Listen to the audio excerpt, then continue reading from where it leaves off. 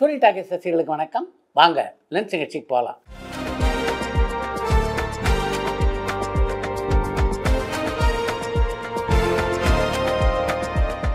என்னம்மா முதல் கேள்வி? நடிகை சோனா குழந்தைத்தனமா பேசினது ரொம்பவும் ரசிக்கும்படியா இருந்துச்சு.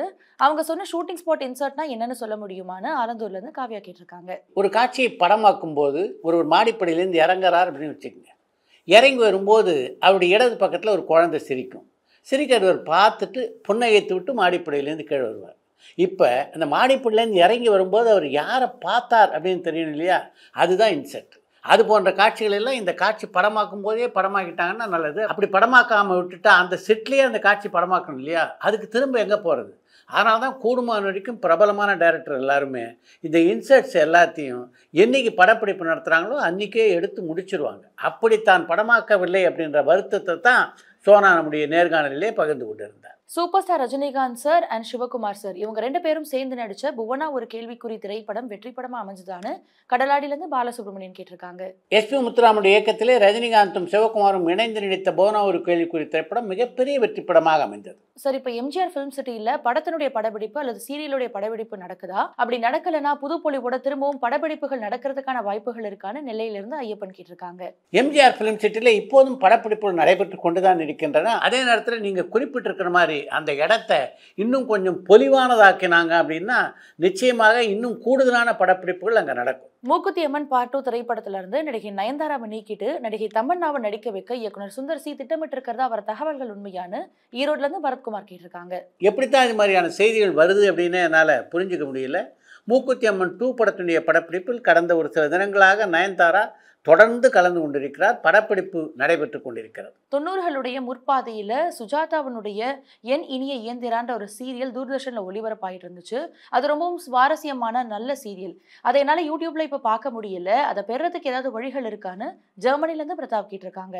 என் இனிய இயந்திரா சீரியலை நீங்கள் பார்க்கணுன்னா அதுக்கு தூரதர்ஷன் தான் மனசு வைக்கணும். அவங்க மனசு வச்சு ஒளிபரப்பினாதான் அதை உங்களால் பார்க்க முடியும். நீக் படத்தினுடைய மேக்கிங்கை பார்க்கும்பொழுது பல இடங்கள்ல விஐபி திரைப்படத்தினுடைய சாயல் இருந்துச்சு. உண்மையாவே அந்த படத்தை வேல்ராஜ் தான் இயக்குனாரா அல்லது தனுஷும் சேர்ந்து இயக்குனாரான்னு ஸ்ரீலங்கால இருந்து மதிஷாந்த் கேட்டிருக்காங்க. இப்போதெல்லாம் பார்த்தீங்கன்னா பல கதாநாயகர்கள் இயக்குநர்களோடு இணைந்து தான் செயல்படுகிறார்கள். படப்பிடிப்பின் போது தங்களுக்கு தோன்றுகின்ற யோசனை எல்லாவற்றையும் சொல்கிறாங்க. அப்படி வேல்ராஜுக்கும் தனுஷ் தன்னுடைய யோசனைகளெல்லாம் சொல்லி இருக்க வாய்ப்பு இருக்குது. நடிகர் விஜயன் இயக்குன புதிய ஸ்வரங்கள் திரைப்படம் ஏன் வெளியாகல, என்ன பிரச்சனைன்னு நியூ ஜெர்சியிலிருந்து இளமாறன் கேட்டிருக்காங்க. புதிய சுரங்கள் திரைப்படம் தான் விஜயன் தன்னுடைய திரை வாழ்க்கையிலே இயக்கிய முதல் படம். அதுதான் கடைசி படமும் கூட. அந்த படத்தை தயாரித்ததுன்னு பார்த்தீங்கன்னா குட் நைட் மோகன். விக்ரமுடைய இயக்கத்திலே புது வசந்தத்தை ஆர்பி சௌத்ரியோடு இணைந்து தயாரித்தாரே அந்த தயாரிப்பாளர் தான் குட் நைட் மோகன். அந்த படத்துக்கு இசையமைத்தது இளையராஜா, பாடல் எழுதியது வாலியும் கங்கேமனும். இப்படி எல்லா வகையிலும் பிரபலமான கலைஞர்கள் இந்த படத்தில் பயன்படுத்தி இருந்தார் விஜயன். அப்படி இருந்தும் அந்த படம் வெளிவரலன்னா அது துரதிர்ஷ்டம் என்று தான் சொல்ல வேண்டும். பாடகர் டாக்டர் பால முரளி கிருஷ்ணா தமிழ்ல எத்தனை பாடல்கள் பாடியிருக்காருன்னு கடலாடியிலிருந்து பாலசுப்ரமணியன் கேட்டிருக்காங்க. பிரபல பாடகரான டாக்டர் முரளி கிருஷ்ணா தமிழ் திரைப்படங்களில் 9 பாடல்களை பாடியிருக்கிறார். இந்த வருஷ இறுதிக்குள்ள நடிகர் விஜய் தன்னுடைய கட்சிக்காக புதிய நியூஸ் சேனல் ஒன்று ஆரம்பிக்க இருக்கிறதா வர தகவல்கள் உண்மையா?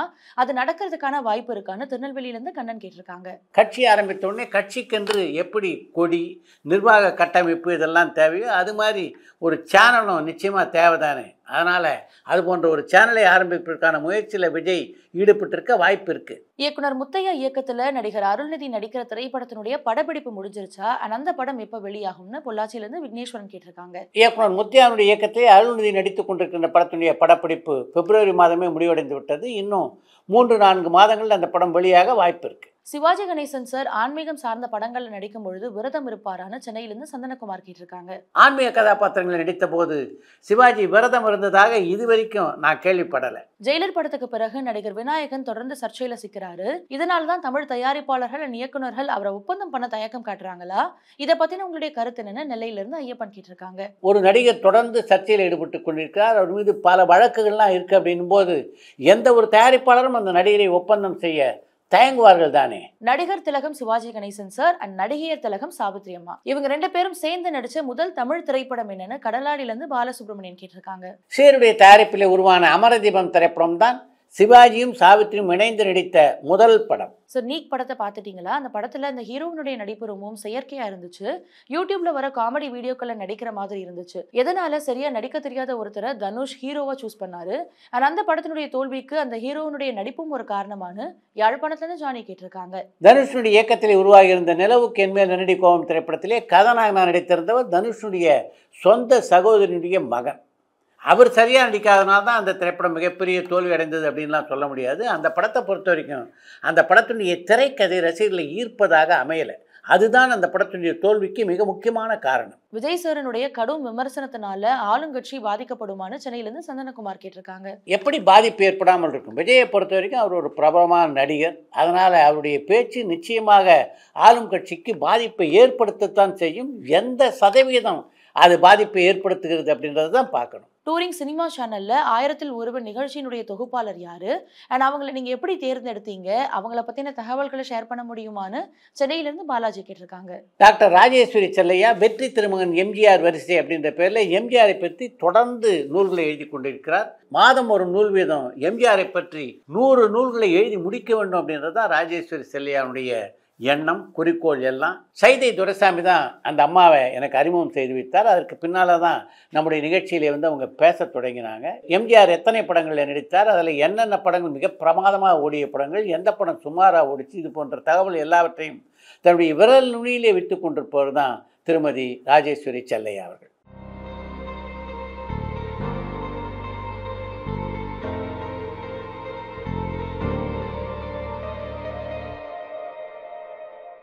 தமிழ்ல ஹரிதாஸ் அண்ட் சந்திரமுகி இந்த 2 திரைப்படங்கள்ல அதிக நாள் ஓடின திரைப்படம் என்ன அண்ட் அதிக வசூல் பண்ண திரைப்படம் என்னன்னு கடலாடியிலிருந்து பாலசுப்ரமணியன் கேட்டிருக்காங்க. ஹரிதாஸ் சந்திரமுகி ஆகிய 2 திரைப்படங்களே மிக அதிகமான நாட்கள் ஓடிய திரைப்படமாக சந்திரமுகி படம் தான் அமைந்தது. முதல்ல அப்படிப்பட்ட ஒரு சாதனையை செய்தது ஹரிதாஸ் திரைப்படம் தான்.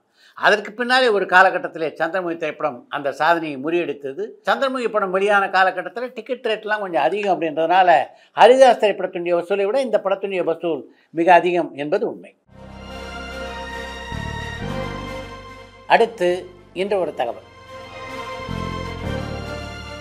ஏதாவது ஒரு பிரச்சனைன்னா ஜெயலலிதா எந்த அளவுக்கு கோபப்படுவார் என்பது எல்லோரும் அறிந்த விஷயம். இந்த கோபப்படுற பழக்கம் இருக்கு. இது ஜெயலலிதா அரசியலுக்கு வந்ததுக்கு பின்னால் அவர்கிட்ட ஏற்பட்ட பழக்கம் இல்லை. நடிகையாக இருந்தபோதே அவருக்கு கோபம் எக்கச்சக்கமாக வரும். அப்படிப்பட்ட ஜெயலலிதாவை கோபத்தினுடைய உச்சிக்கே அழைத்து சென்ற ஒரு சம்பவத்தை பற்றி தான் இன்றைக்கு உங்களோடு நான் பேச இருக்கிறேன். ஸ்ரீ கிருஷ்ணவிஜயம் என்ற திரைப்படம் என்.டி. ராமாராவும் ஜெயலலிதாவும் ஜோடியாக நடித்த ஒரு தெலுங்கு திரைப்படம். அந்த படத்தில் முக்கியமான ஒரு கதாபாத்திரத்தை நடிப்பதற்கு முன்னாள் கதாநாயகி நடிகையான ஜமுனாவை ஒப்பந்தம் செய்ய விரும்பினார் என்.டி. ராமாராவ். அந்த நடிகையை ஒப்பந்தம் செய்யும் போதே இந்த படத்தில் ஒரு சில காட்சிகள் தான் உங்களுக்கு வரும் என்று சொல்லிவிட்டு தான் என்.டி. ராமாராவ் ஜமுனாவை அந்த திரைப்படத்திற்காக ஒப்பந்தம் செய்தார். இப்போ ஜமுனா முதல் நாள் படப்பிடிப்புக்கு வராங்க. வந்த உடனே ஜெயலலிதா அவரை பார்த்து வணக்கம் சொல்கிறார். ஆனால் ஜமுனா வணக்கம் சொல்லலை, முகத்தை திருப்பி கொண்டு போய்விட்டிருக்கிறார். 2 நாட்கள் நடித்ததுக்கு பின்னாலே படத்தினுடைய தயாரிப்பாளரான ராமாராவ் கிட்ட ஒரு புதிய பிரச்சனையை கிளப்பினார் ஜமுனா. இந்த படத்தை பொறுத்த வரைக்கும் நான் தான் சீனியர் நடிகை, அதனால் என்னுடைய பெயர் தான் முதல்ல வரணும், அதுக்கு பின்னால் தான் ஜெயலலிதா பெயர் வரணும் அப்படின்னு என்.டி. ராமாராவிடம் அந்த நடிகை சொன்னபோது அதை அப்போதே மறுத்தார் என்.டி. ராமாராவ். என் கூட இப்போ பல படங்களில் ஜங்கையா நடித்து கொண்டிருக்கிறார். ஒரு காலகட்டத்தில் பார்த்தீங்கன்னா ஜங்கையா மிகவும் பிரபலமான நடிகர். அதனால் என்னுடைய திரைப்படங்களில் அவருடைய பேரை முதல்ல டைட்டில் போட சொன்னால் பட தயாரிப்பாளர் போடுவாங்களா? இந்த படத்தை பொறுத்த வரைக்கும் ஜெயலலிதா தான் கதாநாயகி, அதனால் அவங்க பேர் தான் முதல்ல வரும் என்று தீர்மானமாக கூறிவிட்டார் என்.டி. ராமாராவ். இது அந்த நடிகையை கொஞ்சம் கோபப்படுத்தியது என்று தான் சொல்ல வேண்டும். மறுநாள் ஒரு காட்சி படமாக்கப்பட்ட போது ஜெயலலிதா தன்னுடைய வசனத்தை பேசினார். வசனத்தை பேசி முடித்த உடனே ஜமுனா ஜெயலலிதாவை பார்த்து, ஏய் பொண்ணே, என்ன இந்த அளவு சத்தம் போட்டு பேசுகிற, வாய்ஸை கொஞ்சம் கம்மியாக பேசு என்று சொன்னார். ஜெயலலிதாவை பார்த்து இப்படி ஒரு நடிகை சொன்னால் அடுத்து என்ன ஆகும் அப்படின்றது உங்களுக்கு தெரியாதா என்ன? இங்கே மைக் எங்கே இருக்குதுன்னு பார்த்தீங்களா? மைக் தலைக்கு மேலே இருக்குது.